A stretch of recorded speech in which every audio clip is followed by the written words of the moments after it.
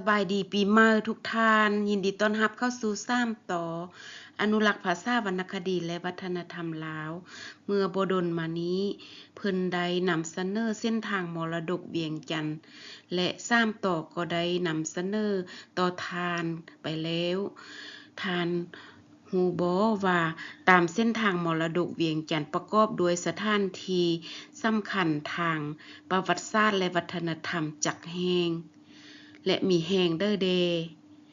ถ้าว่าทานฮู้แล้วก็ขอให้บรรดาท่านประกอบคำคิดคำเห็นนำกันเด้อถ้าว่าบ่ทันฮู้ละเอียดก็ขอเชิญท่านรับฟังพร้อมกันเลยโครงการเส้นทางมรดกเวียงจันทน์เป็นกิจกรรมหนึ่งที่จัดขึ้นเพื่อส่งเสริมการท่องเที่ยวอยู่นครหลวงเวียงจันทน์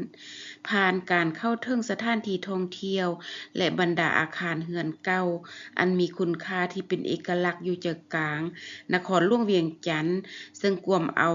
รัศมี2กิโลเมตรมีจุดใจกลางอยู่สวนสาธารณะน้ำพุ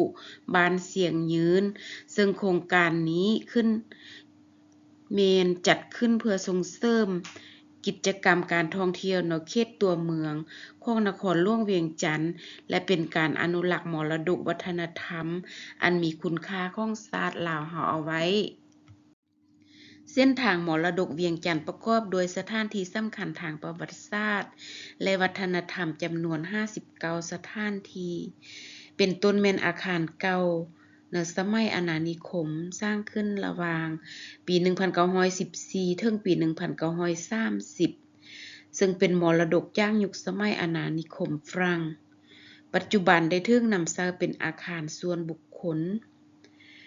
มีหอพักแก้วซึ่งเป็นวัดที่เก่าแก่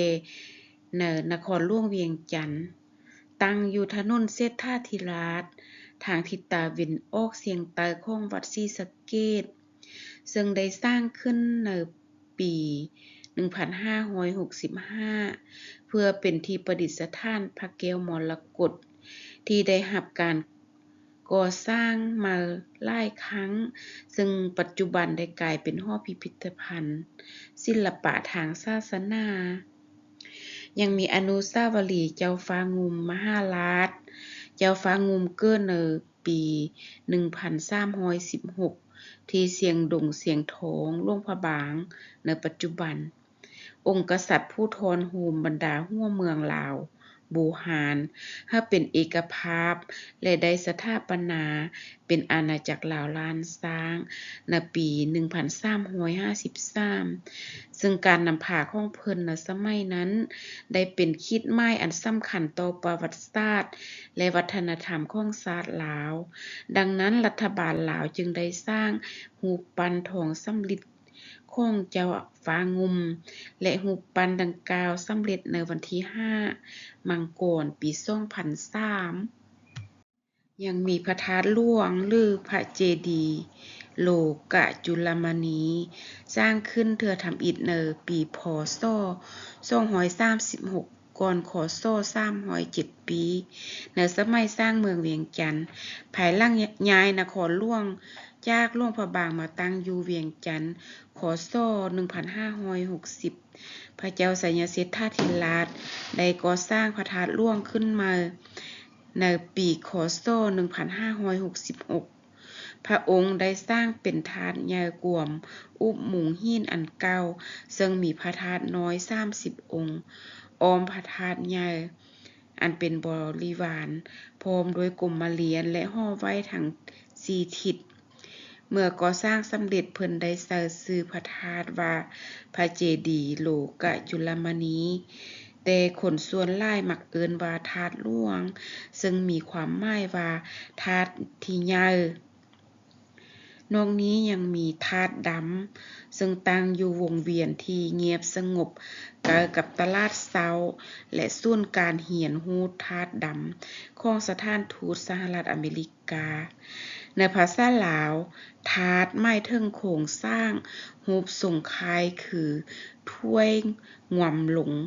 หรือดอกบัวที่บ่ทันบานและอีกหลายๆแห่งที่น่าสนใจโครงการเส้นทางมรดกเวียงจันทน์ แหน่สาเหตุให้สังคมและบุคคลทั่วไปได้รับรู้เข้าใจและเห็นคุณค่า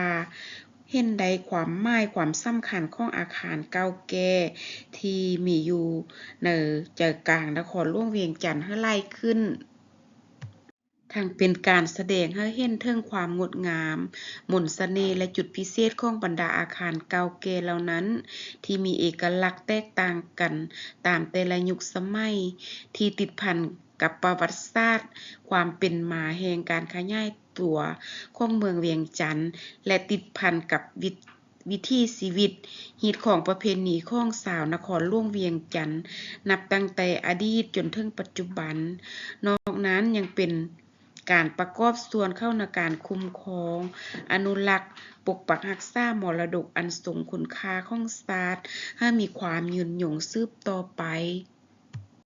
พร้อมกันนี้ยังเป็นการสร้างเงื่อนไขให้แก่นักท่องเที่ยวได้มีทางเลือกในการเที่ยวชมเพิ่มหลายขึ้นโดยเฉพาะแม่นสามารถไปเที่ยวชมบรรดาอาคารเก่าแก่เคียงคู่กับบรรดาแหล่งท่องเที่ยวทางวัฒนธรรมและประวัติศาสตร์อื่นๆที่อยู่ในนครหลวงเวียงจันทน์สำหรับนักท่องเที่ยวทั้งภายในและต่างประเทศสามารถเข้าถึงข้อมูลประวัติศาสตร์เกี่ยวกับสถานที่ท่องเที่ยวแห่งต่างๆได้ด้วยแผนที่ดิจิตอลซึ่งเว็บไซต์ของเพิ่นแม่น www.viengchantheritage.com และ Bookser Electronic พวกเราขอแจ้งให้ท่านทราบว่าในขณะที่พวกเรากำลัง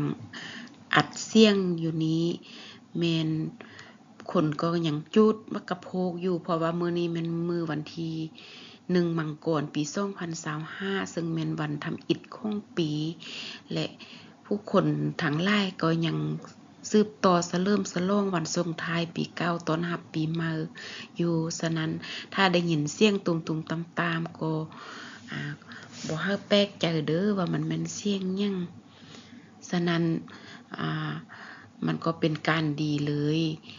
ที่ว่าท่านได้รับฟังข้อมูลดีๆเกี่ยวกับเส้นทางมรดกเวียงจันทน์และก็บรรดาสถานที่ต่างๆที่สำคัญถ้าว่าบรรดาทานยังบ่ทันได้ไปเยี่ยมยามหรือว่าไปท่องเที่ยวบรรดาแหล่งสถานที่ที่สำคัญจำนวน50กว่าสถานที่นั้นครบเทื่อก็เป็นการดีแล้วที่ว่าท่านจะสามารถตั้งเป้าหมายว่าภายในจักเดือนของปี2025นี้ท่านจะให้ได้ไปเยี่ยมชมไปเยี่ยมยามท่องเที่ยวบรรดาสถานที่นั้นจักแฮงและจะใช้เวลาดนปานใดเพื่อจะเที่ยวชมให้ครบพร้อมทั้งให้ได้ความรู้ได้ข้อมูลละเอียดพร้อมฉะนั้นพวกเราขอเป็นกำลังใจให้บรรดาทานเด้อพวกเราต้องให้รู้ประวัติศาสตร์และมรดกอันล้ำค่าของพวกเราได้แต่คนอยู่ต่างประเทศพวกเพิ่นก็ยังมาและพวกเราอยู่ภายในแท้ๆหั่นน่ะบ่ไปเที่ยวชมก็น่าเสียดายเนาะผ่านไปนั้นทานก็ได้รับฟังเส้นทางมรดกเวียงจันทน์ประกอบด้วยสถานที่สำคัญที่ติดพันกับประวัติศาสตร์และวัฒนธรรมของชาติลาวเฮาขอขอบใจข้อมูลจากข่าวสารประเทศลาวในคลิปต่อๆไปพวกเราจะมานำเสนอความรู้และข้อมูลดีๆอื่นสู่ทานฟังอีกหวังว่าทานจะติดตามรับฟังนำกันเนาะขอขอบใจทุกท่านที่ติดตามก่อนจากกันมื้อนี้อย่าลืมกด Subscribe กดไลค์กดแชร์และกดกระดิ่งให้ตามต่อเด้อท่านจึงจะได้รับฟังความรู้และข้อมูลดีๆจากพวกเราเป็นประจำและพบกันใหม่ในคลิปต่อๆไปสบายดียินดีต้อนรับเข้าสู่ปี2025อีกครั้งหนึ่งเด้อบ๊ายบาย